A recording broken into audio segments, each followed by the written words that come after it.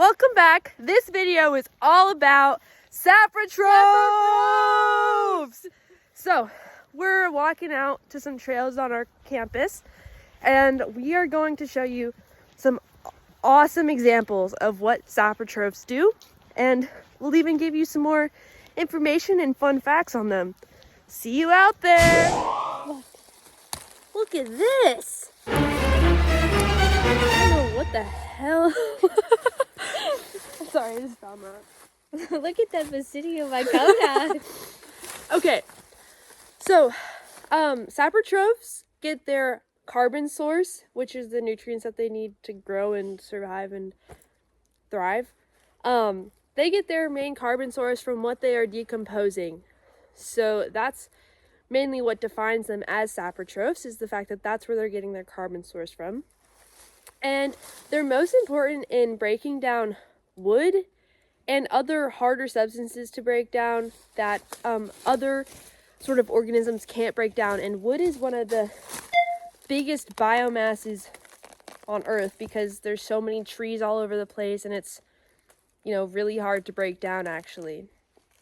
And so some of the sort of compounds in wood are lignin, cellulose, and hemicellulose. And lignin is one of the hardest things to break down, and fungi are actually the only thing that can break lignin down, and lignin makes up about The only thing. Yeah, oh my the goodness. only thing that can break lignin down. It's about 25 to 35% of wood biomass, and then cellulose is about 50% of that. And so with lignin, Cellulose is the most abundant polymer on Earth, that's right. and fungus can break it down. Although it is much easier to break down than lignin, so, you know, fungi are just awesome in that way, though. That's truth. There's two types of rot, and actually Lily has one type right here. So there are the two main types are white rot and brown rot. And so white rot, this is a great example of white rot. Maybe if we find some later, we'll show you. But yeah, so pretty much white rot is the result of decomposing fungi breaking down all of the lignin in the wood and leaving all of the cellulose. So that's what this stuff is. Whereas brown rot is the opposite of that, where the fungi break down all of the cellulose and leave the lignin, and it is more cuboidal looking, and it breaks off more in like cubes. And I often find that it's usually a bit drier, but it's been raining here for a while, so everything's kind of wet these days. But if we can find a good example, you'll be the first to know.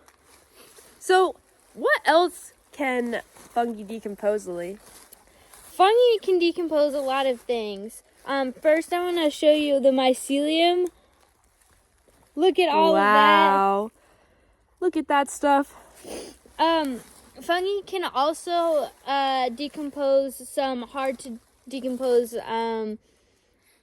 things such as chitin and keratin, which are found in animals. Chitin is the hard exoskeleton on invertebrates. That's hard to break down, but fungus can do it. Keratin is found in our hair and our nails, hooves, and skin. Keratin's everywhere. It's a really, really tough compound, but fungus is a gosh darn miracle worker. It can also break down Pollenin. It can also break down sporopollenin, which is found on the cell walls of pollen and other grains. Not only can fungi decompose or decay like more organic compounds or just more organic type organisms, it can also break down radiation and crude oil. Radiation and crude oil. And fuel and dioxins. Things you wouldn't have even thought that they could decompose. And they also are very well at decomposing corpses and our own houses.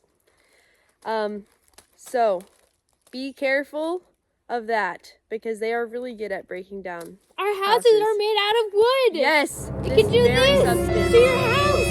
Literally. What did we find, Lily? We found brown rot. We found brown rot. Look at this. Yes. It's kind of hard to see, but oh my goodness. You can see the way it comes off in more square rectangular chunks rather than just falling apart in the longer stringier sections. And this is the lignin that's doing that in there. So yay! Cheers. Here's some more brown rot that we found. Look at how cubular it is. That's right. And this example is definitely more brown looking. Oop. But yeah, here's another great example. You can kind of see that those cube-like structures going on. Beautiful. And that's all we have to say About about saprotrophs. saprotrophs. And now you know. Woo! See you next time. Bye.